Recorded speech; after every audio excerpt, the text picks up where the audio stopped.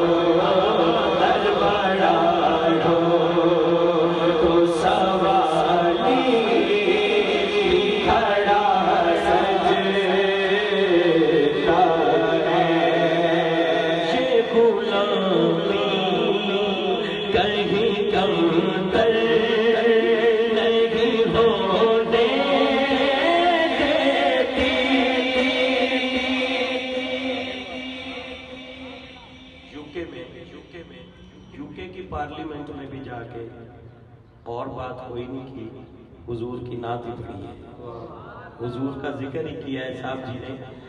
یہ غلامی کہیں کمتر نہیں ہونے دیتی، یہ غلامی کہیں کمتر نہیں ہونے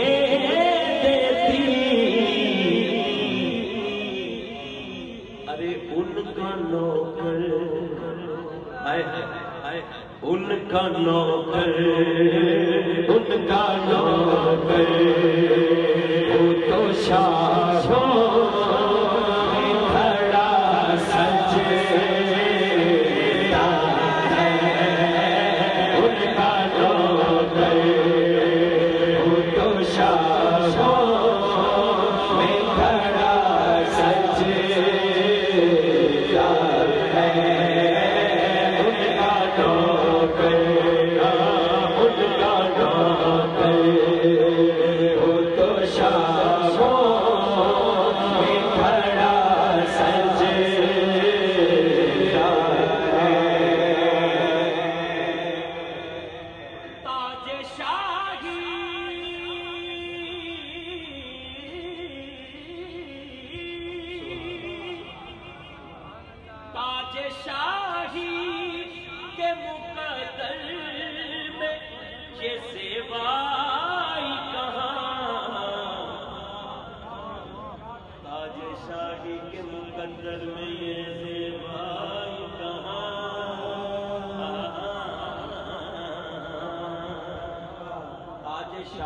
کے مقدر میں یہ زیبائی کہا جس قدر ان کی غلامی کا پتا سجے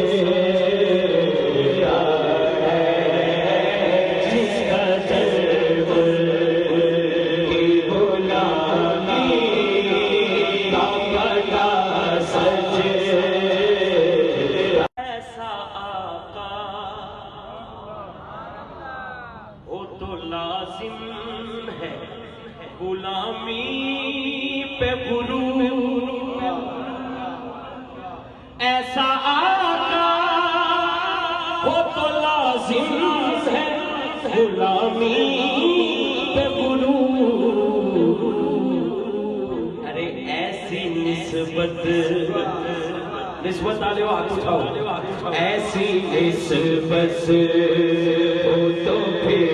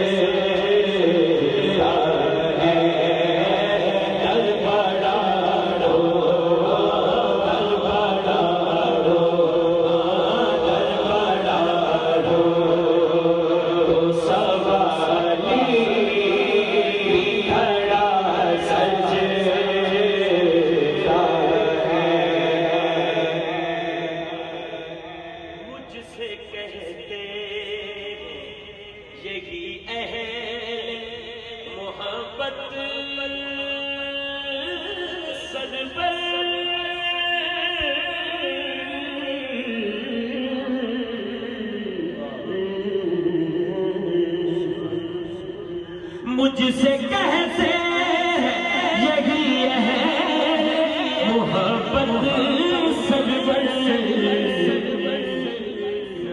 کہ نعت کا نغمہ تیرے لب پہ بڑا سجتا ہے، نعت کا نغمہ تیرے لب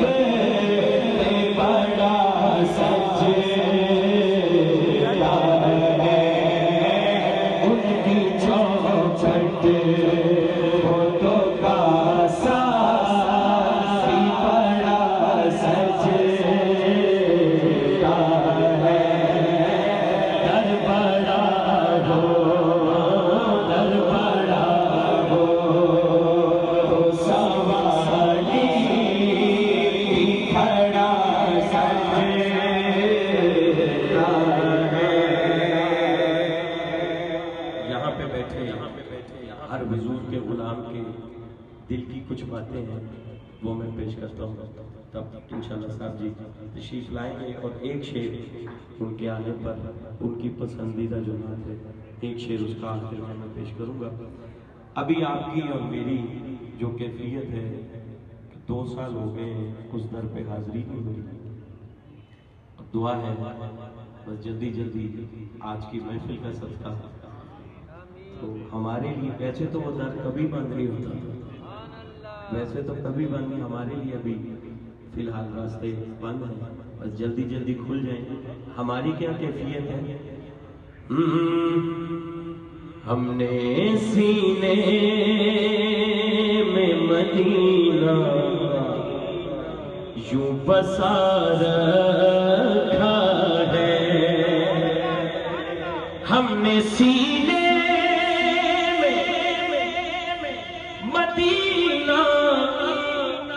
یوں بسا رکھا ہے، عکس دل گنبد خضرا کا بنا رکھا ہے، عکس دل گنبد خضرا کا بنا رکھا ہے، عکس دل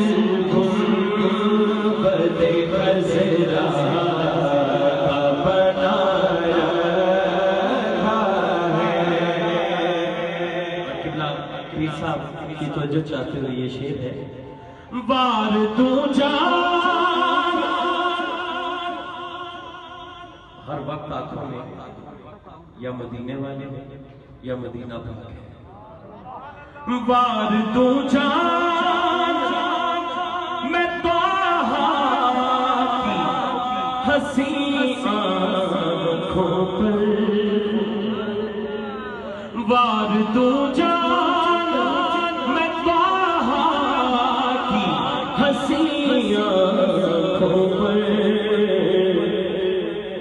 کہ دونوں عالم کو بھی دیوانہ بنا رکھا ہے. دونوں عالم کو بھی دیوانہ بنا رکھا ہے. دونوں عالم کو بھی دیوانہ بنا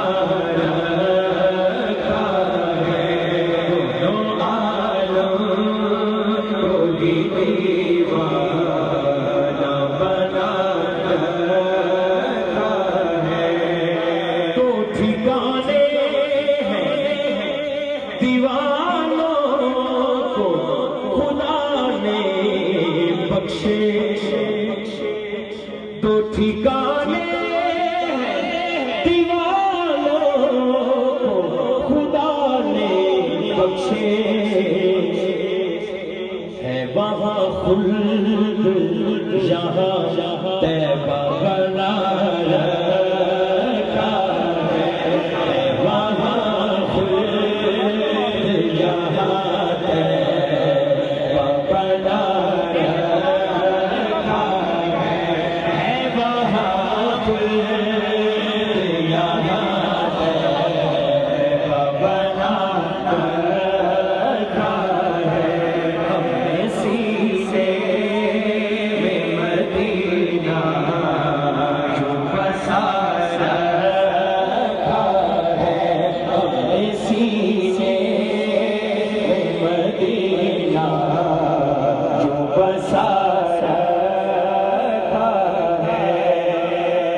سر کٹا کر بھی تلاوت وہ کیا کرتے ہیں. یہ دو شعر میں کھڑے ہو کے پڑھوں گا کہ سر کٹا کر بھی تلاوت وہ کیا کرتے ہیں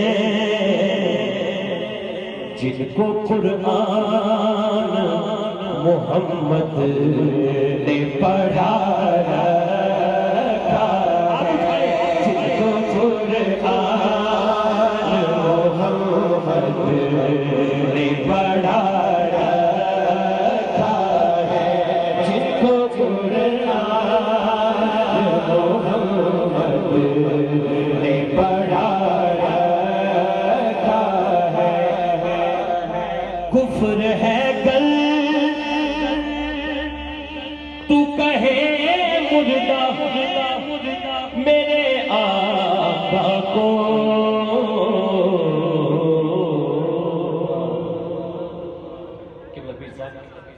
یہ شعر میں کیمرے کے ذریعے بھی اور آپ کے ذریعے بھی آپ تو ماننے والے ہیں اس کی بات ہے. کفر ہے گل تو کہے مردہ میرے آقا کو. گواہی دے دونوں ہاتھ اٹھا کے وہ تو زندہ ہے فقط پردہ گرا رکھا ہے. وہ تو زندہ ہے وہ تو زندہ ہے وہ تو زندہ ہے وہ تو زندہ ہے وہ تو زندہ ہے وہ تو زندہ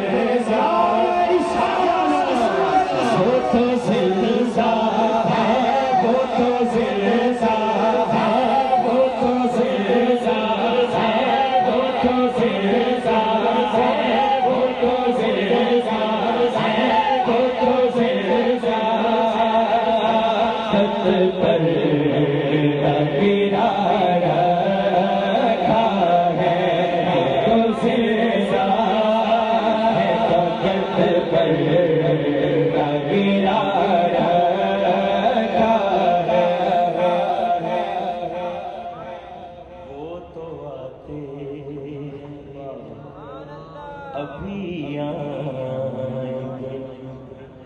आते होंगे, वो तो आते हैं अभी आएंगे, आते होंगे। हमने ये सोच के महफिल को सजा रखा है, बारहवीं पाक की महफिल है, हाथ उठाए। हमने ये सोच के महफिल को सजा रखा है, हमने ये सोच के महफिल को सजा रखा है।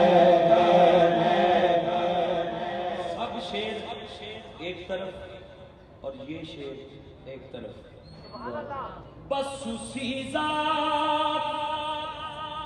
मैंने याद है ਜਦੋਂ मैं ईदगाह शरीफ पढ़िया मेरा मुर्शिद सोना ते पीर साहब ने फरमाया नहीं एक और रब दे हबीब सोने है मदीने वाले सोने, ते मैं ये जेड़ा शेर किया ना ये एक पासे ते बाकी सारे एक पासे, बस उसी से है दोनों जहां में रौनक रौनक,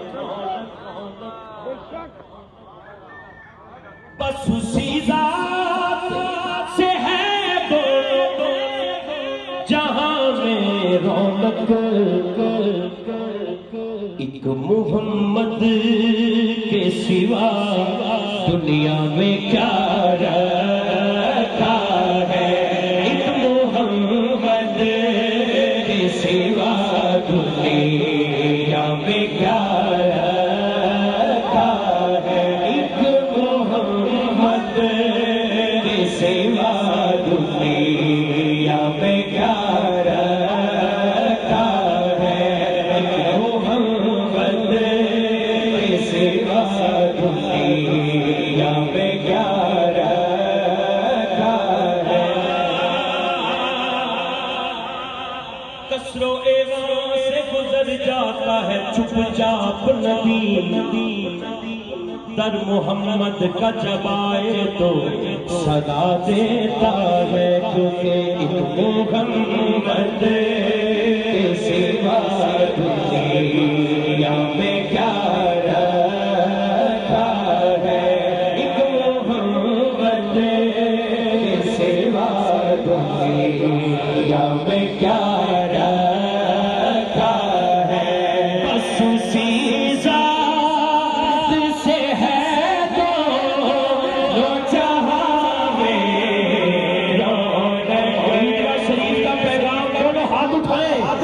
सुसी ज़ात से है दोनों जहां में रौनक, बस उसी ज़ात से है दोनों जहां में रौनक।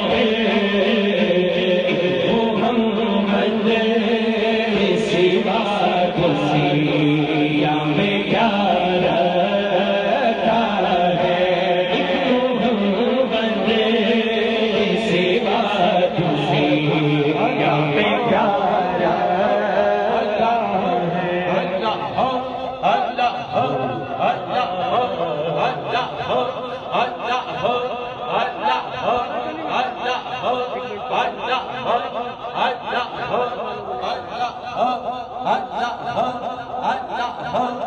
आज की अज़ीम शान 12वीं पाक की महफिल पाक में इज्जत मोहतरम मकाम किबला आलम किबला साहब जी मद्दज़िल्लाहुल आली तशरीफ लाए।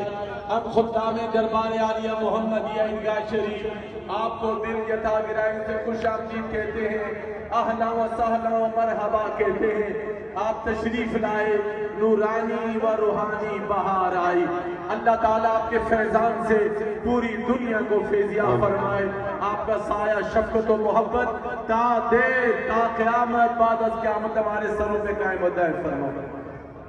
माशाअल्लाह साहब जी तशरीफ ले आए हैं और शेर में बहुत बड़ा एक पढ़ रहा था, आप भी तशरीफ ले आए कि बस उसी ज़ात से है दोनों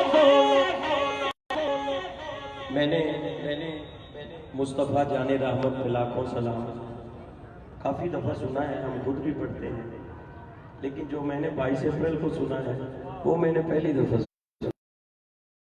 قبلہ صاحب جی نے 22 اپریل کو حضور کے سراپا مبارک جو مصطفیٰ جان رحمت پہ لاکھوں سلام پہ ہے کمال کر دیا۔ تو میں وہ ساری باتیں ابھی اس دن کا ہی وہ ایک نشہ ہے اور ایک کیفیت ہے، تو یہ ایک شعر میں پھر دوبارہ پڑھ رہا ہوں کہ بس اسی ذات سے ہے دونوں جہاں میں رونق رونق، ہاتھ اٹھا لے دونوں، ہاتھ اٹھا لے دونوں، محمد کے سوا کسی یا میں کیا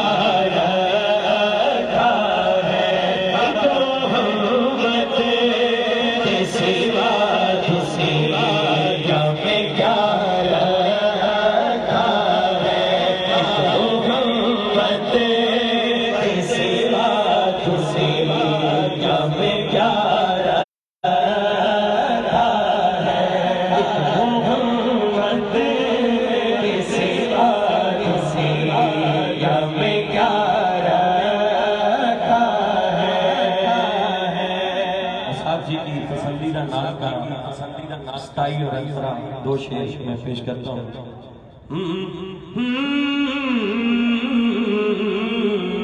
ایک محمد کے سوا دنیا میں، ہاتھ اٹھائے، دنیا میں کیا رکھا ہے؟ ایک میں ہی نہیں ان پر قربان زمانہ ہے، ایک میں ہی نہیں ان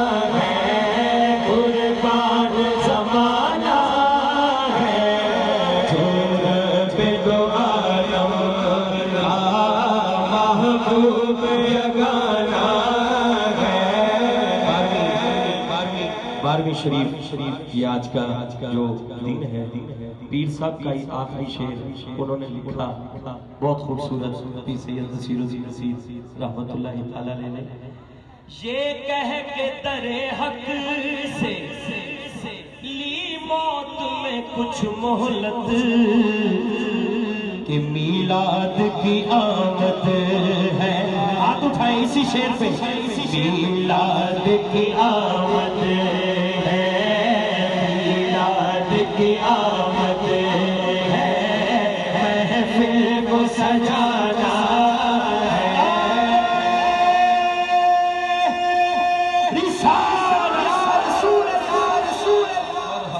سبحان اللہ، ماشاءاللہ۔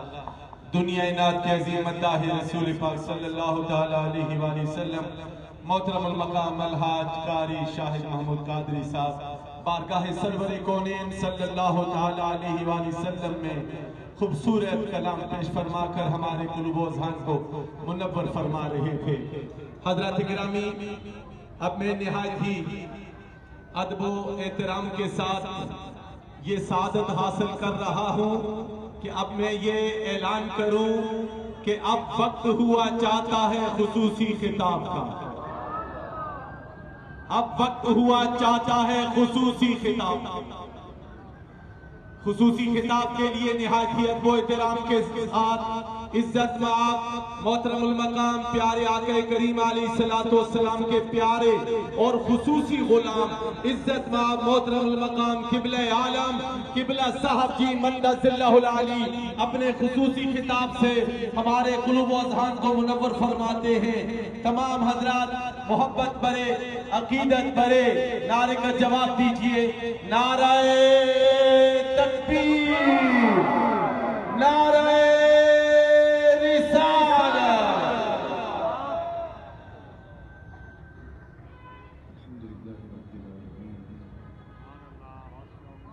والصلاة والسلام على سيد الأنبياء والمرسلين.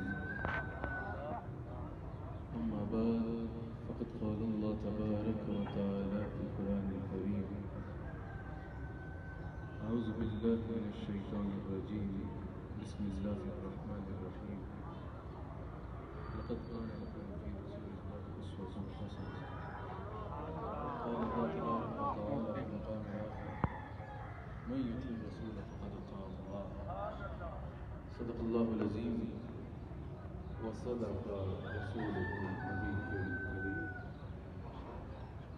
سچا ہمارا مالک اور سچا ہمارا خالق کے سوا اس واحد یکتا کی کوئی عبادت کے لائق نہیں، اور سچے اس کے پیارے حبیب آپ کے اور میرے آقا مولا رحمت للعالمین خاتم النبیین حضرت سیدنا و مولانا محمد رسول اللہ صلی اللہ علیہ وآلہ وسلم کہ جن کے ذکر کی اس خوبصورت محفل میں اور آپ حاضر ہیں۔ الحمدللہ میرے مرشد کریم صدارت فرما رہے ہیں اور اسلامی نظریاتی کونسل کے چیئرمین عزت مآب جناب قبلہ ایاز صاحب بھی تشریف فرما ہیں۔ خوبصورت انداز میں مجھ سے قبل بھی حضور کی بارگاہ اقدس میں ہدایت عقیدت پیش کیے گئے۔ اللہ کریم ہم سب کا اللہ اور اس کے رسول کی رضا کی خاطر یہاں جمع ہونا اپنی بارگاہ میں قبول فرمائے۔ ماشاءاللہ میں جناب قبلہ ایاز صاحب کو اپنی بے مثال خدمات کی وجہ سے ایک مرتبہ پھر اسلامی نظریاتی کونسل کے چیئرمین منتخب ہونے پر مبارکباد پیش کرتا ہوں۔ یقیناً یہ وہ ادارہ ہے جو دین اسلام کی خاطر شریعت مطہرہ، جس کو ہم شریعت کا قانون کہتے ہیں، اس کی بالا تختی کی خاطر پاکستان کا ہر قانون شریعت مطہرہ کے مطابق ہو، اس کی خاطر قوم و ملت کی خدمت کی خاطر ایک سب سے اعلیٰ ادارہ ہے۔ اور تاریخ میں اگر دیکھا جائے تو اس ادارے میں جو خدمات حضرت نے سر انجام دی اس کی مثال نہیں ملتی۔ میں دعا کرتا ہوں کہ جس طرح انہوں نے اپنے پچھلے دور میں بے مثال خدمات سر انجام دی، اللہ تعالیٰ آئندہ ان کو مزید بڑھ چڑھ کے خدمات کی توفیق عطا فرمائے اور مزید بڑھ چڑھ کے دین اسلام کی خدمت کی توفیق عطا فرمائے۔ اور اسی طرح یہ جو پاکستان کا مقصد تھا کہ پاکستان کا مطلب کیا، لا الہ الا اللہ محمد رسول اللہ صلی اللہ علیہ وآلہ وسلم، یہ جھنڈے انشاءاللہ ہمیشہ لہرانے کی توفیق عطا فرمائے۔ میں نے تھوڑی دیر آپ سے مخاطب ہونا ہے۔ ایک خانقاہوں کا مقصد یہ ہوتا ہے، ایک خانقاہ کا مقصد کیا ہوتا ہے؟ لوگوں نے یہ سمجھ رکھا ہے کہ خانقاہ کا بس یہ مقصد ہے۔ جناب قبلہ ایاز صاحب عیدگاہ شریف میں ہر اتوار ایک تربیتی نشست کا انعقاد ہوتا ہے جس میں جو اصل خانقاہوں کا مقصد ہے تزکیہ و تصوف کا اصل مقصد ہے اس پر لوگوں کی توجہ دلائی جاتی ہے اور اس کے ذریعے لوگوں کو اللہ اور اس کے رسول کے قریب کرنے کی کوشش کی جاتی ہے۔ ایک خانقاہ کا مقصد کیا ہے؟ لوگوں نے سمجھا ہے کہ بھئی خانقاہوں کا یہی مقصد ہے کہ آپ جائیں مزار شریف پہ حاضری دیں، منت مانگیں، چادر چڑھا کے آ جائیں، یا یہ مقصد ہے کوئی بیماری ہو جائے تو دم کرانے کے لیے خانقاہ میں چلے جائیں، یا کوئی تکلیف ہو جائے تو دعا کرنے کی خاطر خانقاہ میں چلے جائیں۔ لوگوں نے بس خانقاہ کو یہاں تک محدود کر کے رکھ لیا ہے۔ یاد رکھیے گا یہ سب کچھ اللہ والوں کی برکات ہیں۔ ظاہر ہے جب کوئی اللہ والوں کے مزار پہ جاتا ہے، وہاں جا کے اللہ سے دعا مانگتا ہے، ان کے اعمال کا، ان کی ذات کا وسیلہ بناتا ہے، وہاں پر جا کے جو ہے وہ قرآن کریم کی تلاوت کرتا ہے، اس کی بے شمار برکات ہیں۔ کوئی بیمار ہو، اللہ والوں کے پاس آئے، اللہ والے قرآن کریم کی آیات پڑھ کے اس کو دم کر دیں، درود و سلام پڑھ کے دم کر دیں، اس کی بے شمار برکت ہے، اس کی بے شمار برکت ہے۔ مزارات میں جا کر اللہ سے دعا مانگنا، اس کے اوپر الگ عنوان میں گفتگو کی جا سکتی ہے، لیکن میرا یہ عنوان نہیں۔ آپ یہ اللہ والوں سے دعا کرانا، اس سے دعا یقیناً اللہ تعالیٰ کے جب برگزیدہ بندے اس سے مانگتے ہیں تو وہ درجہ قبولیت پہ پہنچتی ہے، لیکن خانقاہوں کا یہ مقصد نہیں ہے، یہ خانقاہوں کی برکات ہیں۔ جو خانقاہوں کی برکات تھی ہم ان کو مقصد سمجھ بیٹھے ہیں، اور جو مقصد تھا ہم اس کو صرف تقریر سننا کا ایک رسم سمجھ بیٹھے ہیں۔ اصل خانقاہوں کا مقصد یہ ہے کہ اگر کوئی دنیا کی محبت لے کے آئے تو خانقاہوں میں آ کے دنیا کی محبت اس کے دل سے نکال کے اللہ اور اس کے رسول کی محبت اس کو بھر کر جاتی ہے۔ اصل خانقاہ کا مقصد یہ ہے کہ اگر کوئی مشرک آئے تو اس کو شرک سے پاک کیا جاتا ہے۔ اصل خانقاہوں کا مقصد یہ ہے اگر کوئی محبت رسول سے خالی سینہ لے کے آئے تو اس کے سینے کو محبت رسول سے بھر دیا جاتا ہے۔ اصل خانقاہ کا مقصد یہ ہے اگر کوئی بے نمازی آئے تو اسے نمازی بنا دیا جاتا ہے، کوئی بد اخلاق آئے اسے صاحب اخلاق بنا دیا جاتا ہے۔ اصل خانقاہ کا مقصد یہ ہے اگر کہیں سے تمہیں دین اسلام کی تبلیغ سنائی دے رہی ہے تو یاد رکھنا وہ خانقاہ ہے، اور اگر کہیں دین اسلام بیان نہیں ہو رہا، شریعت مطہرہ کا بیان نہیں ہو رہا، حضور کی احادیث بیان نہیں ہو رہی، تو وہ خالی ایک انٹرٹینمنٹ ضرور ہو سکتی ہے، اس جلسے کو خانقاہ کا جلسہ نہیں کہا جاتا۔ سب سے پہلے ضروری ہے کہ انسان حضور کی اتباع اختیار کرے۔ میں نے چند لمحات میں اپنی بات کو ختم کرنا ہے، صرف پیغام کی حد تک بات کو محدود رکھنا ہے۔ اب ہم جب کہتے ہیں نا کہ حضور کی سیرت طیبہ پڑھو، کوئی اگر کوئی دنیا کا شعبے میں سے کوئی وابستہ ہے، ہم کہتے ہیں حضور کی سیرت سے رہنمائی لو۔ کوئی اللہ کے قریب ہونا چاہے، ہم کہتے ہیں حضور کی سیرت سے رہنمائی لو۔ کوئی حاکم وقت ہو، ہم کہتے ہیں حضور کی سیرت سے رہنمائی لو۔ کوئی تاجر ہو، ہم کہتے ہیں حضور کی سیرت سے رہنمائی لو۔ اور الحمدللہ ہم اللہ کا شکر کرتے ہوئے کہتے ہیں کہ ہمارے نبی علیہ الصلوۃ والسلام کی تعلیمات اتنی مکمل ہیں کہ دنیا کے کسی شعبے میں بھی اگر رہنمائی چاہتے ہو، رسول اللہ کی سیرت طیبہ تمام شعبات کا احاطہ کرے، رہنمائی دیتی ہے۔ اب جب انسان، یہ کیسے ممکن ہے؟ انسان کہتا ہے کہ ایک پرسنالٹی کی جو سیرت ہے وہ تمام شعبات کا احاطہ کیسے کر لے گی؟ تو جب انسان دنیا میں قدم رکھتا ہے نا، عملی زندگی میں قدم رکھتا ہے تو مختلف شعبوں سے اس کا واسطہ پڑتا ہے، مختلف افکار کے اسے ہر شعبے میں نظر آتے ہیں۔ جب انسان پھر عملی دنیا میں قدم رکھتا ہے تو انسان جب دنیا کے تاریخ رستوں میں گم ہو جاتا ہے نا تو انسان جھنجھلا جاتا ہے، انسان پریشان ہو جاتا ہے کہ کون سا طریق اختیار کرے، کس طرف جائے تو کامیابی ہوگی۔ انسان کے لیے یہ فیصلہ مشکل ہو جاتا ہے کہ کون سا جو طریق ہے وہ اختیار کرے۔ جب انسان جھنجھلا جاتا ہے نا، پریشان ہو جاتا ہے، گم ہو جاتا ہے دنیا کے تاریخ راستوں میں، اس وقت اللہ تعالیٰ انسان کی دستگیری فرماتا ہے۔ اللہ تعالیٰ فرماتا ہے کہ تجھے کامیاب انسان بننا ہے نا، تجھے دنیا کی بھی کامیابی چاہیے، تجھے عزت بھی چاہیے، تجھے معاشرے میں بھی عزت بننا ہے، تجھے میرا قرب بھی چاہیے، تجھے قبر بھی اچھی کرنی ہے، تجھے قیامت کے دن بھی پورے صراط پار کر کے جنت میں جانا ہے۔ اللہ کریم فرماتا ہے دنیا سے لے کے پورے صراط پار کر لینے تک ہر کامیابی تجھے مقصود ہے نا، تو میں تجھے رستہ بتاتا ہوں۔ یا اللہ وہ رستہ کیا ہے؟ اللہ کریم فرماتا ہے لقد کان لکم فی رسول اللہ اسوۃ حسنہ۔ آپ میرے حبیب علیہ السلام کی سیرت طیبہ کو دیکھ، یقینی طور پہ رسول اللہ کی سیرت طیبہ تمہارے لیے ایک بہترین نمونہ ہے، رسول اللہ کا عمل تمہارے لیے ایک بہترین نمونہ ہے۔ یعنی اللہ کریم فرماتا ہے رسول اللہ صلی اللہ علیہ وآلہ علیہ وسلم کی ذات طیبہ، حضور کی سیرت طیبہ تمہارے لیے بہترین رول ماڈل ہے، بیسٹ پرسنالٹی ٹو فالو ہے۔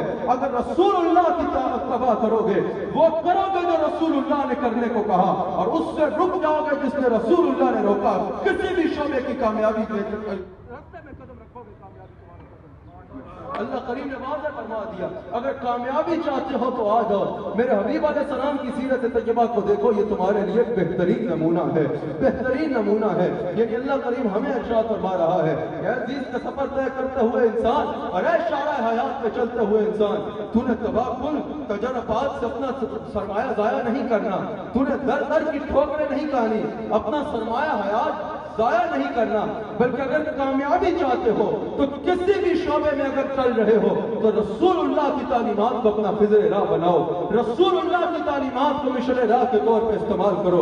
رسول اللہ کی اگر تعلیمات پہ چلو گے تو ہر کامیابی کا راز اس میں ہے، ہر کامیابی تمہارے قدم چومے گی۔ کیونکہ یہ یاد رکھیے گا، رسول اللہ کی سیرت مکمل کسی کی سیرت نہیں ہے، اور حضور علیہ السلام کی تعلیمات سے مکمل کسی کی تعلیم نہیں ہے۔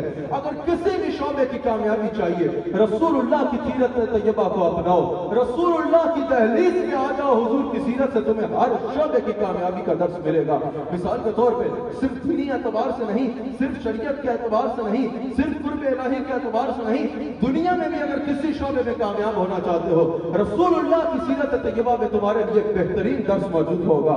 اگر کوئی سیاستدان ہے، اگر کوئی حاکم وقت ہے، اس نے رعایا کا کیسے خیال کرنا ہے، اس نے کس انداز میں اپنی قوم کو بلند قوم بنانا ہے، اس نے کس طرح اپنی ریاست کو فلاحی ریاست بنانا ہے، اس نے کس طرح لا اینڈ آرڈر کی سچویشن کو اپنے ملک میں اچھا کرنا ہے، اس نے کس طرح اپنے ملک میں کوئی بھی بحران آ جائے اس کا سامنا کرنا ہے، میرے ایک بات کا درس موجود ہے، ایک بات کا درس موجود ہے۔ اگر کوئی معیشت دان ہے، اس نے اپنے ملک کی معیشت کیسے اچھی کرنی ہے، اس نے اپنے ملک کی معیشت کو کیسے بلند کرنا ہے، میرے نبی علیہ السلام کی سیرت طیبہ کو پڑھے، ریاست مدینہ کے چارٹر کو پڑھے، میرے نبی علیہ السلام کی سیرت طیبہ میں ایک بات کا درس موجود ہے۔ جب میرے نبی علیہ السلام نے ریاست مدینہ کا قیام فرمایا نا، اس وقت عرب جو ہے وہ ظلم و ستم کی چکی میں پس رہے تھے، اس وقت معیشت کے کوئی قانون نہیں تھے، امیر امیر ترین تھا اور غریب غریب ترین تھا، جس کے پاس دولت تھی بے بہا تھی، اور جس کے پاس کچھ نہیں تھا اس انسان کے ساتھ جانوروں سے بدتر سلوک کیا جاتا تھا۔ میرے نبی نے غریبوں کو ملک سے نکالا نہیں، میرے نبی نے امیروں سے جو ہے وہ سب کچھ چھین نہیں لیا، امیر اپنی جگہ عمرہ خوش رہے، لیکن میرے نبی علیہ السلام نے معیشت کے وہ قانون ترتیب دیے کہ کچھ ہی عرصہ گزرا تھا حضرت عمر فاروق کے دور میں میرے نبی کے بنائے گئے قانونوں سے ایسا اثر آیا کہ اگر مدینہ منورہ میں کوئی مالدار شخص زکات دینے کے لیے نکلتا تھا تو اسے مدینہ کی گلیوں میں کوئی فقیر نظر نہ آتا تھا، مدینہ کی گلیوں میں کوئی فقیر نظر نہ آتا تھا۔ یہ کیسے ممکن ہوا؟ یہ جہاں میرے نبی کی برکت تھی، جہاں میرے نبی علیہ السلام کے معجزات اپنی جگہ، لیکن یہ میرے آقا علیہ السلام کا وہ ویژن تھا اور وہ معیشت کے قانون جو میرے نبی علیہ السلام نے مرتب کیے تھے، ان کی وجہ سے وہی مدینہ منورہ، وہی عرب کا معاشرہ جہاں غلاموں کے ساتھ جانوروں سے بدتر پہلے سلوک کیا جاتا تھا، اسی قانون کی وجہ سے انہی گلیوں میں زکات لینے والا کوئی نہیں نظر آتا تھا۔ یہ میرے نبی علیہ السلام کی برکت ہے، اور میرے نبی علیہ السلام نے صرف یہ نہیں کیا معیشت کے لیے کہ قانون مرتب کر دیے، میرے نبی نے تربیت بھی کی۔ حضور علیہ السلام کی بارگاہ میں صحابی حاضر ہوتے ہیں، یا رسول اللہ غربت کی شکایت ہے، کچھ بھی نہیں ہے، حضور نے فرمایا کیا ہے؟ ایک تالا ایک کمبل لے کے آ گئے، حضور نے فرمایا بیچ کے آؤ، بیچ کے حضور کی بارگاہ میں جب کچھ دینار لے کے آئے، حضور نے فرمایا ان سے ایک کلہاڑا لے کے آؤ اور ایک دستہ لے کے آؤ، ایک لکڑی کا دستہ لے کے آؤ، لے کے حضور کی بارگاہ میں حاضر ہوئے۔ حضور علیہ السلام نے اپنے دست مبارک سے جو ہے اس کلہاڑے کو لکڑی کے دستے پہ رکھا، حضور نے فرمایا جاؤ لکڑیاں کاٹنا شروع کر دو۔ وہ گیا لکڑیاں کاٹ کے کچھ ہی عرصے بعد آیا، یا رسول اللہ، اللہ نے مجھے 10 دینار تھوڑے سے عرصے میں دے دیے ہیں، میں نے تو کبھی سوچا بھی نہیں تھا کہ اتنا مال ملے گا۔ حضور نے فرمایا ان کے 3 حصے کرو، ایک کو اپنی ذات پہ خرچو، ایک کو اپنے مال پہ خرچو، اپنے کاروبار پہ خرچو، اور ایک کو اللہ کی راہ میں صدقہ کر ڈالو۔ اس نے یوں ہی کیا، کچھ ہی عرصہ گزرا، حضرت عمر فاروق رضی اللہ تعالیٰ عنہ کے دور خلافت میں مدینہ منورہ کا مالدار ترین شخص وہ تصور کیا جاتا تھا۔ اس کو مانا جاتا تھا. یعنی میرے نبی علیہ السلام نے پہلے تو درس دیا کہ معیشت کا اصول ہو, پھر درس دیا کہ ریاست پر ڈیپینڈ نہیں کرنا بلکہ محنت کرنی ہے, پھر درس دیا جب مال آئے تو اس کو کس انداز میں خرچ کرنا ہے, جو اس انداز میں کرے گا اللہ تعالیٰ اس کو وہ برکت عطا فرمائے گا جس کو وہ تصور بھی نہیں کر سکتا. اگر قانون دان ہے کوئی, میرے نبی علیہ السلام کی سیرت طیبہ کو پڑھے, میرے نبی علیہ السلام کی سیرت طیبہ کو پڑھے. اپنے تو اپنے ہیں, یہ تو مغرب کے معاشرے میں بھی مانا ہے. قائد اعظم نے کہا نا کہ میں نے لنکن یونیورسٹی میں خود یہ پڑھا اور پھر میں نے یہ فیصلہ کیا کہ میں نے وکالت کرنی ہے. یہ تو مغرب میں بھی مانا ہے اور آج بھی وہاں مانا جاتا ہے کہ اس دنیا کے کامیاب ترین قانون دان کا اگر نام جاننا چاہتے ہو تو وہ نام محمد رسول اللہ صلی اللہ علیہ وآلہ صلی اللہ علیہ وسلم ہے. اور یاد رکھنا میرے نبی علیہ السلام کو as a Munsif, as a قاضی, مسلمان تو مسلمان ہے, غیر مسلموں نے بھی قبول کیا ہے, کیونکہ میرے نبی علیہ السلام نے جو قانون ریاست میں مسلمان کے لیے رکھا وہی غیر مسلم کے لیے رکھا, جو دیت مسلمان کی رکھی وہی غیر مسلم کی رکھی, جو قانون کمزور کے لیے تھا وہی قانون جو ہے وہ طاقتور کے لیے تھا. عدالت کے آگے جیسے کمزور پیش ہوتا تھا ویسے طاقتور پیش ہوتا تھا, اور پھر فیصلوں میں وہ عدل تھا کہ بحیثیت قاضی حضور علیہ السلام کو غیر مسلموں میں بھی تسلیم کیا ہے. فلا وربک لا یؤمنون حتی یحکموک فیما شجر بینہم. اس کی تفسیر میں مفسرین نے یہی لکھا ہے نا واقعہ کہ جب ایک یہودی اور ایک مسلمان کا, ایک منافق کا جھگڑا, وہ مسلمان کہتا تھا اپنے آپ کو اس کو منافق کہا ہے, ایک منافق کا اور ایک یہودی کا جھگڑا ہو گیا کسی بات پہ. جب فیصلہ نہیں ہو رہا تھا تو اس مسلمان نے اس یہودی سے کہا کہ چلو تمہارا بڑا ہے نا کعب بن اشرف, اس کے پاس چلتے ہیں, وہ یہودیوں کا بڑا عالم تھا, وہ فیصلہ کر دے گا ہمارے درمیان اور وہ ہمیں قبول ہوگا. وہ جو اپنے آپ کو مسلمان کہتا تھا, منافق تھا, اس نے کہا چلو وہ ہمیں قبول ہوگا. اللہ اکبر. اس یہودی نے پتا کیا جواب دیا؟ اس یہودی نے جواب دیا کہ اگر فیصلہ کروانا چاہتے ہو نا تو کعب بن اشرف کو چھوڑو, مجھے اس پہ اعتبار نہیں ہے, تمہارے نبی کے پاس چلتے ہیں, مجھے ان پہ اعتبار ہے, وہ فیصلہ درست کرو. جب حضور کی بارگاہ میں معاملہ رکھا گیا, حضور نے اس یہودی کے حق میں فیصلہ فرما دیا. اور ایک اور مقام پہ ایک یہودی اور ایک مسلمان کے درمیان تنازع ہوا, حضور نے یہودی کے حق میں فیصلہ فرمایا. یہی وجہ تھی کہ جیسے مسلمان حضور کو بہترین قاضی مانتے تھے ویسے ہی غیر مسلم بھی حضور کو بے مثال ان سے تسلیم کیا. یہ شان ہے میرے نبی علیہ السلام کی, یہ مقام ہے میرے نبی علیہ السلام کا. ایک بڑے قبیلے کی عورت نے چوری کر لی, حضور علیہ السلام نے کہا جو شریعت میں حد ہے اس میں لگائی جائے, اس کے ہاتھ کاٹ دیے جائیں. حضور کے پاس سفارش لائی گئی, یا رسول اللہ بڑے قبیلے کی عورت ہے, اگر اس کو معاف کر دیا جائے تو بہت اچھا ہوگا, بڑے خاندان کی عورت ہے, یعنی ظاہر قواعد ہوتے ہیں, نقصانات ہوتے ہیں, بڑے قبیلوں کے ساتھ اگر وہ کیا جائے. حضور نے فرمایا عرض کی کہ یا رسول اللہ بڑے قبیلے کی عورت ہے, اگر اس کو معاف کر دیا جائے تو بہت اچھا ہو جائے گا. حضور نے فرمایا نہیں, بڑے قبیلے کی ہو یا چھوٹے قبیلے کی ہو, طاقتور ہو یا کمزور ہو, قانون سب کے لیے ایک ہوگا. پھر حضور نے اپنے قریبی سے قریب رشتوں کی مثال دی. حضور نے فرمایا اگر فلاں عورت بھی یہ کام کرے, اگر میرے قریبی سے قریبی رشتوں میں بھی کوئی عورت ہوتی وہ بھی یہ کام کرتی, میں اس کے لیے بھی یہ حکم لگاتا جو اس کے لیے لگایا. یہ عدل ہے میرے آقا علیہ السلام کا. حضور نے فرمایا اگر میرے قریب سے قریب رشتے میں بھی کوئی خاتون ایسا کرتی, قریب سے قریب رشتے میں بھی کوئی خاتون ایسا کرتی تو میں اس کے لیے بھی یہی حکم کرتا جو اس کے لیے کیا ہے. یہ عدل اور یہ انصاف تھا میرے آقا علیہ السلام کا, یہ انصاف ہے میرے آقا علیہ السلام کا. کئی صفت پہ گفتگو کی جا سکتی ہے, وقت نہیں ہے, انشاءاللہ کسی وقت ان تمام صفتوں کو لے کے تفصیل سے گفتگو کریں گے کہ کس کس صفت میں میرے آقا علیہ السلام نے کیسے بے نظیر و بے مثال معجزات اور مقام تو اس میں تو ہے ہی ہے, اپنے ویژن اور اپنی ذات اقدس کے طور پہ بھی آقا علیہ السلام نے کیسے بے مثال قانون مرتب فرمائے, ترتیب فرمائے, جن پہ اگر ہم عمل کریں تو دنیا و آخرت کی کامیابی ہوگی. اگر کوئی طبیب ہے, اگر کوئی ڈاکٹر ہے, وہ میرے نبی علیہ السلام کی سیرت طیبہ کو پڑھے. آج جن کے نبی آپ دیکھتے ہیں نا, جو دنیا آج یہ میڈیکل ریسرچ کر کے علاج بتا رہی ہے, یہ نیچرل علاج جو ہے, میرے آقا علیہ السلام نے کم و بیش 1450 سال قبل یہ سب کچھ ارشاد فرما دیا, یہ سب کچھ ارشاد فرما دیا. ابھی یہ کووڈ آیا, کتنی تحقیق کے بعد سائنس نے بتایا کہ اس طرح جو ہے امیونٹی اسٹرانگ ہونی چاہیے, اس طرح جو ہے سوشل ڈسٹینس ہونا چاہیے, اس طرح جو ہے وہ کوارنٹین کر لینا چاہیے, اس طرح جو ہے وہ اگر کوئی ایسا علاقہ ہو تو اس میں اس انداز میں لاک ڈاؤن ہونا چاہیے کہ وہاں سے کوئی باہر نہ جائے, کوئی اندر نہ آئے. آپ جانتے ہیں جس میں یہ کووڈ وائرس ہے, اسی طرح ایک ٹاؤن کا وائرس تھا, میں بھی اس کا جو ہے وہ پورا باب ہے تعاون کا وائرس کے لیے. تعاون کا وائرس آیا اس وقت اس کی یہی پریکاشن جو آج اتنی تحقیق کے بعد میڈیکل اور سائنس نے بیان کی ہے میرے آقا نے 1450 سال قبل ارشاد. سوشل ڈسٹنس کا جوڑ کیا. آج کہہ رہے ہیں 6 فٹ, میرے آقا نے 2 نیزے اس وقت ارشاد فرما دیا. امیون سسٹم کا میرے آقا نے اس وقت ارشاد فرما دیا. دوسرے علاقوں میں سفر نہ کرنے کا میرے آقا نے اس وقت ارشاد فرما دیا. ماں کے پیٹ میں بچہ کس ترتیب سے تیار ہوتا ہے یہ سائنس نے آج ریسرچ کے بعد بیان فرمایا ہے. ڈاکٹر قبلہ ایاز صاحب تشریف فرما ہے 1450 سال قبل کے میرے نبی علیہ السلام نے ایک چیز بیان فرمایا جو یہ آج بیان کر رہے ہیں. یہ میرے نبی علیہ السلام کی شان ہے, یہ میرے نبی علیہ السلام کا علم ہے. ایک معلم کو تبلیغ کیسے کرنی ہے میرے آقا علیہ السلام نے بیان فرمایا. حضور کی بارگاہ میں ایک شخص آیا, یا رسول اللہ ہر گناہ چھوڑ دوں گا زنا نہیں چھوڑ سکتا. کوئی اور ہوتا تو ٹنڈا اٹھا کے سر پہ مارتا کہ زنا کی اجازت مانگتا. حضور نے فرمایا میرے پاس بیٹھو. حضور نے فرمایا کہ تم کس کے ساتھ زنا کرنا چاہتے ہو؟ والدہ کے ساتھ نہیں یا رسول اللہ. بہن کے ساتھ نہیں یا رسول اللہ. بیٹی کے ساتھ نہیں یا رسول اللہ. حضور نے فرمایا پھر تم جس کے ساتھ زنا کرنے جا رہے ہو وہ بھی تو کسی کی ماں ہو سکتی ہے, وہ بھی تو کسی کی بہن ہو سکتی ہے, وہ بھی تو کسی کی بیٹی ہو سکتی ہے. اس نے عرض کی یا رسول اللہ پہلے مجھے سب سے زیادہ چیز جو پسند تھی وہ زنا تھا. آپ کے اس انداز تبلیغ کے بعد میں کہتا ہوں اگر مجھے سب سے زیادہ کسی چیز سے نفرت ہے تو زنا سے نفرت ہے. یہ میرے آقا کا محبت اور انداز ہے. اللہ قرآن میں بھی فرماتا ہے میرے حبیب یہ اللہ کی آپ پہ رحمت ہے کہ آپ ان کے ساتھ نرم ہیں. اگر آپ سخت ہوتے تو لوگوں نے آپ کے گرد ایسے جمع نہ ہونا تھا.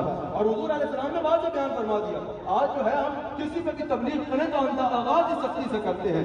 اللہ کریم نے قرآن کریم میں جب حضرت موسیٰ علیہ السلام اور حضرت ہارون علیہ السلام کو فرعون کے پاس بھیجا نا تو کہا آپ جائیں اس کے پاس, اس پر بات کریں, لیکن جب اس سے بات کریں گے نا تو انداز نرم رکھیے گا. ہو سکتا ہے وہ نصیحت پکڑ جائے, ہو سکتا ہے وہ نصیحت پکڑ جائے. اب یہاں پر مفسرین کہتے ہیں نبی سے بڑا مصلح اور کوئی نہیں ہے اور فرعون سے بڑا سرکش اور کوئی نہیں ہے. سب سے بڑے مصلح کو سب سے بڑے سرکش کے پاس بھیجا جا رہا ہے, لیکن آخری وقت بھی کہا جا رہا ہے انداز نہ رکھنا, ہو سکتا ہے نصیحت پکڑ جائے.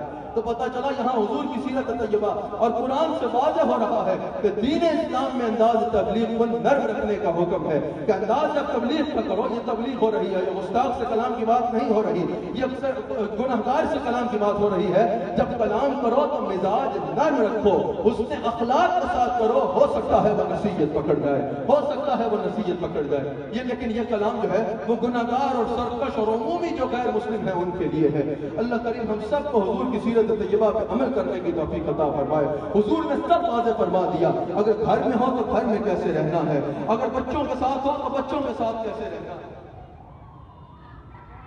اگر بچوں کے ساتھ ہو تو بچوں کے ساتھ کیسے رہنا ہے, اگر محلے میں ہو تو پڑوسیوں کے ساتھ کیسے رہنا ہے, رشتہ داروں کے ساتھ کیسے رہنا ہے, مسافر کے ساتھ کیسے پیش آنا ہے, غیر مسلموں کے ساتھ کیسے پیش آنا ہے. ایک ایک چیز میرے آقا علیہ السلام نے کھول کھول کے بیان فرما دی. اس لیے تو اللہ فرما رہا ہے لَقَدْ كَانَ لَكُمْ فِي رَسُولِ اللَّهِ أُسْوَةٌ حَسَنَةٌ کہ رسول اللہ صلی اللہ علیہ وآلہ وسلم کی سیرت طیبہ کی صورت میں تمہارے لیے بہترین رہنمائی موجود ہے, بہترین رہنمائی موجود ہے. الحمدللہ میرے بھائی شہباز ظہیر صاحب آئے, میں خوش آمدید کہتا ہوں, بلکہ خوش آمدید نہیں کہتا, وہ اپنے ہی گھر میں آئے ہیں. اللہ تعالیٰ ان کو مزید عزتوں اور برکتوں سے نوازے. بس میں گفتگو کو اختتام کی طرف لے کے جا رہا ہوں. حضور علیہ السلام کے مقاصد بعثت میں سے ہم سمجھتے ہیں کہ صرف میلاد شریف منا کے ہم نے غلامی کا حق ادا کر دیا, صرف نعت شریف سن کے ہم نے غلامی کا حق ادا کر دیا. اچھا میرا دماغ اتنا آگے پیچھے نہیں ہے کہ میں یہ کہنا شروع کرتا ہوں بھائی حضور کی نعت پڑھنے کی کیا ضرورت ہے, عمل کرو.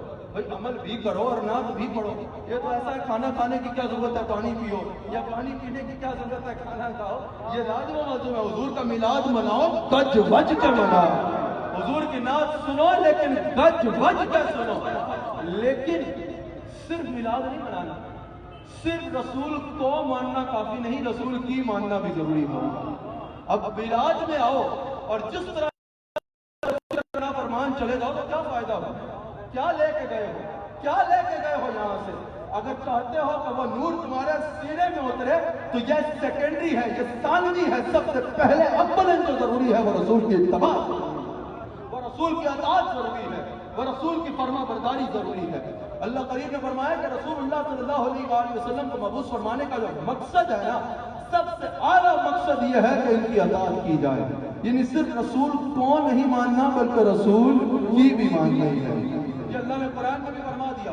اور ترمذی میں بھی حضور سے محبت کا اظہار کرنے والوں سنو، حضور کا یہ واضح ارشاد موجود ہے. میرے مصطفیٰ علیہ السلام ارشاد فرماتے ہیں جس نے میری سنت سے محبت کی اس نے مجھ سے محبت کی، اور جس نے مجھ سے محبت کی اس کو جنت میں میں اپنے ساتھ لے کے جاؤں گا. اور حضور علیہ السلام فرماتے ہیں اس وقت تک کوئی کامل ایمان والا نہیں ہو سکتا جب تک وہ اپنی خواہشات کو میری اتباع کے تابع نہیں کر لیتا، اپنی نفسانی خواہشات کو میری اتباع کے تابع نہیں کر لیتا. اور یہی اللہ کریم ارشاد فرما رہا ہے من یطع الرسول فقد اطاع اللہ، جس نے میرے رسول کی اطاعت کی اس نے در حقیقت مجھ اللہ کی اطاعت کی. جس نے میرے رسول کی اطاعت کی اس نے مجھ اللہ کی اطاعت کی. اللہ اکبر. اب یہاں حضور کی محبت کی بھی ایک بات کر دوں، ہمارے مہمان آئیں گے پھر انشاءاللہ ہم چلیں گے. صرف حضور کی محبت کی ایک میں بات کرتا چلوں. یاد رکھنا حضور علیہ السلام کی اتباع، حضور کا ماننا اور حضور کی ماننا یہ سب سے ضروری ہے. اب آپ کی ذوق کی ذرا ایک بات کر دوں. قاری صاحب بخاری میں موجود ہے حضرت سعید بن معلہ کو حضور نے آواز ماری، سعید بن معلہ حاضر نہ ہوئے. حضور نے پھر آواز ماری، سعید بن معلہ آتے کچھ دیر ہو گئی، فوراً حاضر ہوئے. حضور نے فرمایا سعید بن معلہ تمہیں میں نے بلایا اور تم نے دیر کر دی. عرض کی یا رسول اللہ نماز پڑھ رہا تھا. اب نظر آنے میں یہ جواب کافی محسوس ہوتا ہے یا نہیں؟ بتاؤ روزہ زیادہ لگا ہے، بتاؤ نظر آنے میں یہ اصل لنگر والے ذوق والی کام بھی ہے تو کافی دیر ہو جاتی ہے. بتاؤ جواب سننے میں مکمل محسوس ہوتا ہے نا. کوئی کسی کو بلائے وہ کہتے بھائی نماز پڑھ رہا تھا، بات ختم، نماز پڑھ رہا تھا تو ٹھیک ہے بعد میں آ گئے. نظر آنے میں جواب مکمل محسوس ہو رہا ہے نا کہ نماز پڑھ رہا تھا. حضور نے جواب پتہ کیا دیا؟ حضور نے فرمایا سعید بن معلہ کیا تو نے قرآن کی آیت نہیں پڑھی؟ بخاری میں موجود ہے. کیا تم نے یہ قرآن کی آیت نہیں پڑھی کہ جب اللہ اور اس کے رسول بلائیں تو دیر مت کرو؟ اب سوال یہ ہے بلا رسول نے ہے اور ارشاد فرما رہے ہیں کہ پتہ نہیں جب اللہ بلائے تو دیر نہیں کرنی اور رسول بلائے. پتہ چلا میں تو رسول فقط اطاع اللہ، جس نے رسول کی مانی اس نے رب کی مانی، جس نے رسول کو مانا اس کے رسول کے رب کو بھی مانا، جس کو رسول نے جس نے رسول کی اطاعت کی اس نے رب کی اطاعت کی. پتہ چلا رسول کا بلانا در حقیقت رب کا بلانا. ایک شعر بھی پڑھ دوں ترنم میں. اعلیٰ حضرت نے کہا ہے نا میں یطع رسول فقد اطاع اللہ. اعلیٰ حضرت نے کہا ہے کہ بخدا خدا خدا خدا کا یہی ہے نہیں اور کوئی اب قاری شاہد صاحب کے بعد میں کیا پڑھوں لیکن بخدا خدا کا یہی ہے بخدا خدا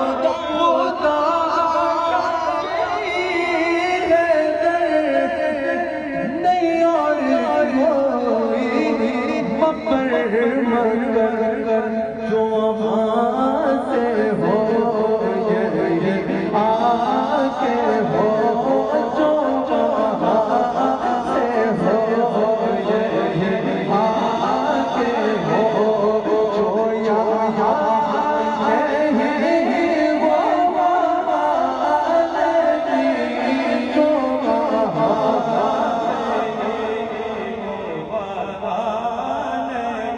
جو وہاں سے ہو آکے ہو جو یہاں نہیں وہ وہاں نہیں جو جو وہاں سے ہو یہی مکمل کسی کی سیرت نہیں اور حضور علیہ السلام کی تعلیمات سے مکمل کسی کی تعلیمات نہیں ہے. یہی وجہ ہے کہ اللہ کریم نے ہمیں حضور علیہ السلام کی سیرت طیبہ کو اپنانے کا حکم دیا. آخری بات کر کے اپنی بات کو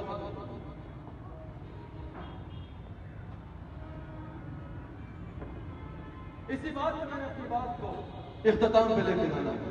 ہم سنن ابو داؤد حدیث کی کتاب پڑھتے ہیں جو صاحب ابو داؤد شریف ہے. صاحب ابو داؤد شریف امام خدا فرماتے ہیں کہ مجھے 5 لاکھ حضور کی حدیث یاد ہے. آپ فرماتے ہیں میں نے 5 لاکھ احادیث میں سے 4800 کا انتخاب کیا. 4800 کا انتخاب کیا. وہ فرماتے ہیں کہ اور ان کو میں نے جو ہے وہ سنن ابو داؤد میں جو ہے وہ جمع کیا. وہ کہتے ہیں کہ 4800 احادیث سے میں نے 4 احادیث کا انتخاب کیا. اور وہ فرماتے ہیں کہ کسی بھی شخص کے دیندار ہونے کے لیے یہ 4 کافی ہے. وہ کیا ہے؟ سب سے پہلے وہ ارشاد فرماتے ہیں ظاہر عقیدہ توحید کے بعد، عقیدہ رسالت کے بعد، فرائض پہ عمل کے بعد، فرائض کو جان لینے کے بعد معاشرتی زندگی میں وہ کہتے ہیں یہ 4 کافی ہے. سب سے پہلی حدیث جو امام بخاری نے بھی جب جامع صحیح میں احادیث مرتب کی تو سب سے پہلے لکھی وہ کیا ہے؟ انما الاعمال بالنیات. تمام اعمال کا دار و مدار نیت کے ساتھ ہے. اب میں اس میں تبصرہ نہیں کروں گا کیونکہ وقت کم ہے. دوسری حدیث جو فرماتے ہیں صرف ایک سن لیجیے. حضور یہ نیت بڑی امپورٹنٹ چیز ہے. یہ نیت یہ ہے جو بڑے سے بڑے عمل کو چھوٹا کر دیتی ہے اور چھوٹے سے چھوٹے عمل کو بڑا کر دیتی ہے. مسلم میں حدیث لوگ ہیں حضور فرماتے ہیں کہ 3 لوگ قیامت کے دن اللہ کا حضور حاضر ہوگا. شہید کا کتنا بڑا مرتبہ ہوتا ہے. شہید حاضر ہوگا یا اللہ میں نے تیرے دین کی خاطر جان دی. اللہ فرمائے گا تو جھوٹا ہے, تو نے لوگ بہادر کرے وہ اجر تجھے وہی مل گیا. پھر حضور فرماتے ہیں کہ اللہ کی بارگاہ میں ایک عالم حاضر ہوگا یا اللہ میں نے تیرے دین کی تبلیغ کی. اللہ فرمائے گا تو جھوٹا ہے, تو نے دین کی تبلیغ اس لیے نہیں کی کہ دین کو کرو, تو نے دین کی تبلیغ اپنی بابا کے لیے کی, تیرے لیے آج کوئی اجر نہیں. حضور فرماتے ہیں پھر اللہ کی بارگاہ میں ایک غنی حاضر ہوگا یا اللہ میں نے مال تیری خاطر قربان کیا. اللہ فرمائے گا تو نے مال اس لیے قربان کیا کہ لوگ تجھے غنی کریں. یعنی پتہ چلا کہ نیت پوری ہو تو بڑے سے بڑا عمل ضائع کر دیتی ہے, اور اگر نیت ہی اچھی ہو تو امام باقی حدیث لائے ہیں. حضور فرماتے ہیں قیامت کے دن ایک شخص اٹھے گا اپنا نامہ اعمال پڑھے گا تو اس پہ حج کا ثواب مرتب ہوگا. وہ کہے گا یا اللہ میں نے تو حج کیا ہی نہیں. اللہ فرمائے گا جب حجیوں کے قافلے جاتے تھے تیرا دل تو تڑپتا تھا نا, تو حج خود نہ کر پایا, تیری نیت اتنی اچھی تھی کہ ہم نے تجھے حج کا ثواب دے دیا. الحمدللہ جن کا انتظار تھا وہ تشریف لے آئے, جناب سلیم صافی صاحب جن کی والدہ کی دعائے مغفرت آج ہم نے کرنی ہے, جن کی والدہ مرحومہ کے لیے آج ہم نے دعائے مغفرت کے لیے جمع ہونا ہے, اکٹھے دعا کرنی ہے, اور جن کے سسر مرحوم کا بھی پچھلے دنوں وصال ہوا ہم نے ان کے لیے بھی دعائے مغفرت کرنی ہے. صافی صاحب میں نے جہاں قرآن کی آیات پڑھی گئی, قرآن کریم موجود ہے, وہاں احادیث مبارکہ حضور کی بیان کی, جس کا اصال ثواب میں آپ کی والدہ صاحبہ اور آپ کے سسر کو کرتا ہوں. بس 1 منٹ میں آپ کی بات کو ختم کر لیتا ہوں. تو فرمایا کہ نیت اتنی امپورٹنٹ چیز ہے, بڑے سے بڑا عمل ضائع ہو جائے گا تو نیت بری ہوگی. اور اس حدیث سے میں نے آپ کو بتایا حج کا ثواب تک نامہ اعمال میں مرتب ہو جائے گا بغیر حج کیے اگر نیت اچھی ہوئی. دوسری حدیث امام داؤد نے فرمائی کہ جو میں پہلے 5 لاکھ پھر 4800 پھر 4 حدیثوں میں سے دوسری حدیث کو فرماتے ہیں کہ حضور نے فرمایا اسلام کا حسن یہ ہے کہ انسان لا یعنی بے مقصد باتوں کو چھوڑ دے, افعال و کردار میں بے مقصد باتوں کو چھوڑ دے. تیسری چیز حضور نے فرمائی کہ امام ابو داؤد فرماتے ہیں تیسری حدیث کہ حضور نے فرمایا مسلمان جو اپنے لیے پسند کرتا ہے وہی اپنے بھائی کے لیے پسند کرتا ہے. اور چوتھی چیز کہ حلال اور حرام سب واضح ہے, اب اس کا علم حاصل کرنا اور اس پہ عمل کرنا یہ ہر مسلمان کے لیے ضروری ہے. اللہ تعالیٰ سلیم صافی صاحب کی والدہ صاحبہ کو بلندی درجات عطا فرمائے, ان کی مغفرت فرمائے. یقیناً میری بھی ان سے ملاقات ہے, وہ ایک بہت ہی صالح خاتون تھی, ایک دعا دینے والی شخصیت تھی.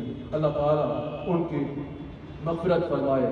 صافی صاحب ہم سب یہاں آپ کی والدہ صاحبہ کے لیے دعائے مغفرت کرنی ہے. ہم اللہ تعالیٰ ان کی مغفرت فرمائے. آپ کے سسر صاحب کو اللہ تعالیٰ جنت الفردوس میں اعلیٰ ترین مقام عطا فرمائے.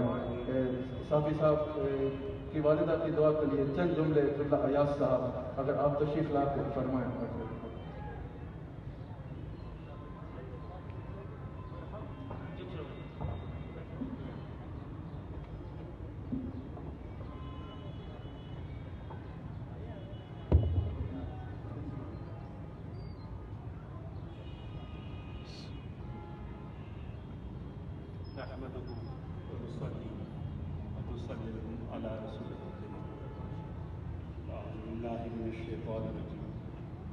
بسم اللہ الرحمن الرحیم. بہت بابرکت محفل ہے.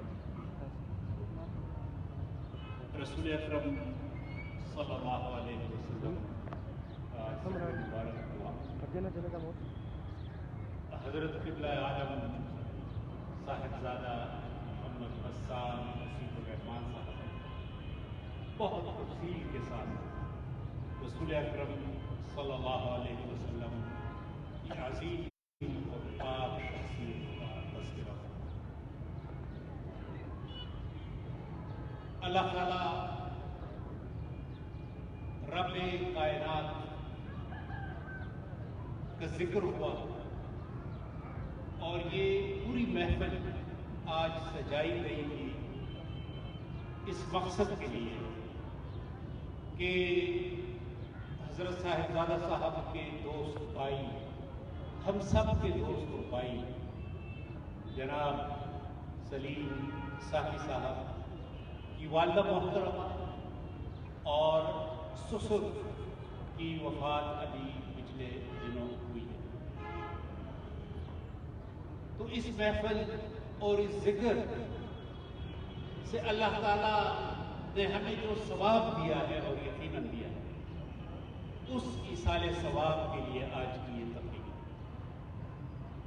جناب سلیم ساقی صاحب کو میں تقریباً 20 سالوں سے جانتا ہوں. ایک مثالی بیٹا اگر کوئی کسی کو دیکھ سکتا ہے تو وہ سلیم ساقی سے. ان کے دوست جو تذکرہ کرتے ہیں انہیں کہا گیا کہ اسلام آباد ایک مشکل جگہ ہے، اس مشکل جگہ میں آپ خیبر پختونخوا کہ ایک دور دراز علاقے سے آئے اور اسلام آباد میں آپ نے اپنا نام بنایا. اس کی وجہ کیا ہے، سبب کیا ہے، آپ کے اندر کمال کیا ہے؟ تو سلیم ساقی صاحب نے جواب دیا، میری والدہ کی دعائیں. اور ہمیں پتا ہے کہ جو گزشتہ کچھ سال گزرے کہ آپ کی والدہ محترمہ بیمار تھی تو محفل سے اٹھ کے آپ جا کے رات کا کوئی بھی پہر سب سے پہلے ان کے کمرے میں جا کے انہیں سلام کرنا، ان کے پیر دبانا، ان سے اجازت لینا اور دعائیں. تو آج کی یہ محفل یقیناً اس لائق ہے کہ ایسے فما بردار بیٹے کی والدہ محترمہ جو بہت ہی خوش قسمت خاتون، ان کے لیے آج کا یہ ایصال ثواب ہو. میں آپ سے گزارش کرتا ہوں کہ درود شریف، قل هو اللہ احد اور سورہ فاتحہ تلاوت کر کے اور ایصال ثواب کے لیے اس عظیم مرحومہ اور جناب کے نام درد ہے. اللہ تعالیٰ ہم سب کا آمین اور ناصر. وآخر دعوانا ان الحمد للہ.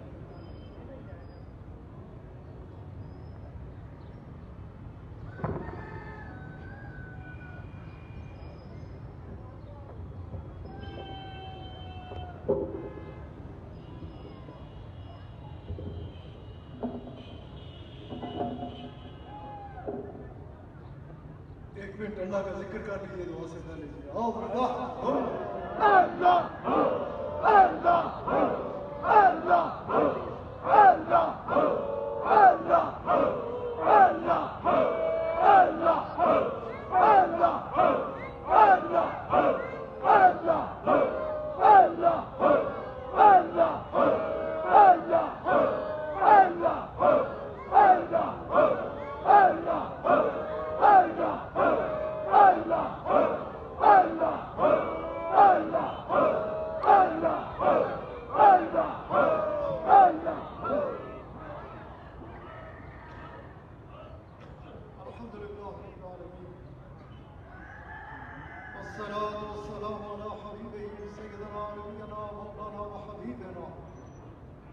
وملجأنا ومأوانا وراحة قلوبنا وسرور أبداننا وشرف يوم محشرنا ودافع بلائنا ودافع بلائنا ومنجانا وواقينا من عذاب الله محمد آله وأصحابه أجمعين.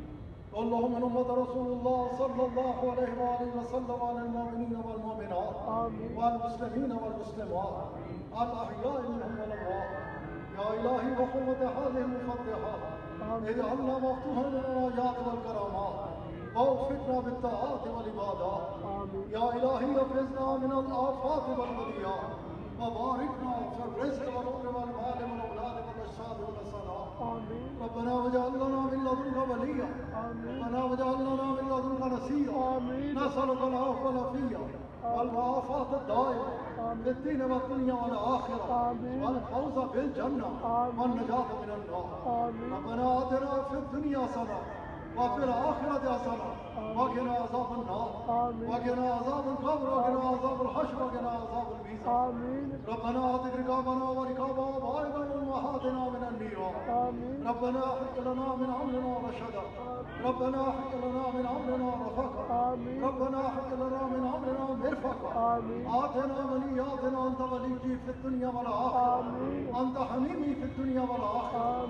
أنت رفيقي في الدنيا والآخرة. اللهم قد غرقنا في وحن الصيام لكن وجاءوا بفضلك وحبيبك العار أنكم أدرج جيارنا من الطرقات السفلى والنيران. اللهم ارزقنا حبك وحب نبيك العار وحب من حبك وحب نبيك العار ولا تخيبنا ببابك يا حكم الحاكم. اللهم احسن عاقبتنا في الأمور كلها وأجرنا من خزي الدنيا وعذاب الآخرة. اللهم ارزقنا الجنة بغير حساب. اے کریم کرم فرما اپنے حبیب علیہ السلام کا صدقہ کرم فرما. یہ جو محفل پاک سجائی گئی یہ جو کلام پاک تیری طاقت و توفیق کے ساتھ پڑھی گئی اپنے حبیب صلی اللہ علیہ وآلہ وسلم کے صدقے اس کو اپنے حضور قبول فرما. اور اس وقت ہمارے ملک کی مایہ ناز شخصیت بڑے درد رکھنے والی قوم کا قبلہ سلیم صافی صاحب ان کی والدہ محترمہ ان کے سسر محترم کے اصال ثواب کے لیے تیرے حضور یہ تحفتاً ہدیتاً پیش کرتے ہیں. اے کریم اپنے حبیب صلی اللہ علیہ وآلہ وسلم کے پاک نام کا صدقہ پاک دربار کا صدقہ کرم فرما احسان فرما. ان کی والدہ ماجدہ اور ان کے سسر محترم کے تمام صغیرہ و کبیرہ گناہ معاف فرما. آگے کی تمام منازل آسان فرما. جنت الفردوس میں اعلیٰ ترین مقام عطا فرما. اے کریم کرم فرما. قبلہ صافی صاحب ان کے پورے خاندان کو اپنی حفاظت پہ رکھ. صبر عطا فرما. صبر پہ اجر عظیم عطا فرما. اے کریم ان کی والدہ ماجدہ اور سسر محترم کو جنت الفردوس میں اعلیٰ مقام عطا فرما. اے کریم کرم فرما احسان فرما. اس ماہ مبارک کا صدقہ احسان فرما کرم فرما. قبلہ صاحب کی چار جانب سے انہیں حاسدین کے حسد شریروں کے شر منافقین کی منافقت ساحروں کے سحر و ہر قسم کی بری نظر سے معاف. اے کریم صوبان صاحب کی حفاظت فرما. عیدگاہ کی حفاظت فرما. عیدگاہ کی جسمانی اولاد کی حفاظت فرما. روحانی اولاد کی حفاظت فرما. اے کریم اسلامی نظریاتی کونسل کے عظیم چیئرمین باقی حاجت ادا کی ہے اس کرسی کا. اے کریم ان کو مزید توفیق عطا فرما. اس ادارے کی خدمت کی اور ان کی عزتوں میں اضافہ فرما. عباس رحیم صاحب ان کے والد گرامی کے درجات بلند فرما. اے کریم ہم سب کے حال پہ رحم فرما. اے کریم ہم سب کے حال پہ رحم فرما. ہمارے اعمال کی طرف نہ دیکھ اپنی رحمت کی طرف دیکھ. اس مغفرت کے عشرے خوبصورت ترین لمحات میں ہم سب کی مغفرت فرما. اے کریم ہم سب کے حال پہ رحم فرما. اپنی رحمتوں کے تمام دروازے ہم سب کے اوپر کھول. ہر خیر سے ہم سب کو نواز اور ہر شر سے ہم سب کو بچا. اے کریم اس وبا کو ساری دنیا سے دفع فرما. اے کریم کرم فرما احسان فرما. اس وبا کو ساری دنیا سے دفع فرما. اے کریم کرم فرما احسان فرما. اس وبا کو ساری دنیا سے دفع فرما. تمام بیماروں کو شفا عطا فرما. ہم سب کو ظاہری اور باطنی شفا عطا فرما. جسمانی اور روحانی شفا عطا فرما. اے کریم اپنے کرم سے کسی کو محروم مت فرما. اپنی کل مخلوق کی خیر فرما. سب کا تعلق مدینہ پاک سے جوڑ دے. سب کو مدینہ پاک کی حاضری نصیب. اے کریم رحم فرما. ہم سب کو ایمان کی سلامتی عطا فرما. ایمان پر استقامت عطا فرما. ایمان کی پختگی عطا فرما اپنی اور اپنے پیارے حبیب علیہ الصلوۃ والسلام کی سچی پکی اور پختہ محبت عطا فرما ایمان والی زندگی عطا فرما ایمان والی موت عطا فرما اے کریم جتنے حاضر ہیں سب پہ اپنے فضل و کرم کی بارش ڈال دین اور دنیا میں کامیابی عطا فرما اے کریم ہم سب کے ٹوٹی پھوٹی عبادات کو اپنے حضور قبول فرما اور اپنے اس ماہ مبارک کا صدقہ کرم فرماتے ہوئے احسان فرماتے ہوئے ہم سب کو متقی پرہیزگار بنا پاکیزہ ترین زندگی عطا فرما پاکیزہ ترین خیالات عطا فرما پاکیزہ ترین گمان عطا فرما اے کریم اپنے حبیب علیہ الصلوۃ والسلام کے صدقے جو قبلہ صاحب بیان فرما رہے تھے ہم سب کو اچھی نیت والا بنا ہم سب کو نیت اچھی ترین بہترین نیت والا بنا ہماری نیتوں کو اچھا فرما اے کریم اپنے کرم سے کسی کو محروم مت رکھ اپنی کل مخلوق پہ کرم فرما اے کریم ساری تیری مخلوق ہے اپنی کل مخلوق پہ کرم فرما لکیر کے اس طرف ہے ان پہ کرم فرما لکیر کے اس طرف ہے ان پہ کرم فرما اے کریم کرم فرما اپنی ساری مخلوق پہ کرم فرماتے ہوئے سب کو شفاء کاملہ عاجلہ عطا فرما ان کے بحال فرما ہمارے اعمال کی طرف نہ دیکھ اپنی رحمت کی طرف دیکھتے ہوئے سب پہ آسان اللہم اعز الاسلام والمسلمین اللہم انت حافظنا انت ناصرنا انت ہادینا انت راشدنا انت دلیلنا انت ولینا فرحم علینا ولا تعذبنا بذنوبنا ولا تبتلینا بذنوبنا ولا تسلط علینا الظالمین بذنوبنا وکفر عنا سیئاتنا وهب لنا من لدنک رحمة انک انت الوہاب اے کریم تیرے آگے ہاتھ پھیلا کے یہ دعا مانگی ہے بہت سارے لوگ سوچتے ہوں گے یہ کیا بات کر رہے ہیں تیرے حبیب علیہ الصلوۃ والسلام فرماتے ہیں کہ خالق کو خالق کے نزدیک سب سے پسندیدہ عمل جو ہے وہ اس کی مخلوق کے لیے بھلائی کی دعا کرنا ہے اے کریم سب کے اوپر کرم فرما ربنا تقبل منا انک انت السمیع العلیم وتب علینا انک انت التواب الرحیم وصلی اللہ تعالی علی خیر خلقہ ونور عرشہ محمد وآلہ یا ربنا یا کریم اللہ تعالیٰ کو صبر دے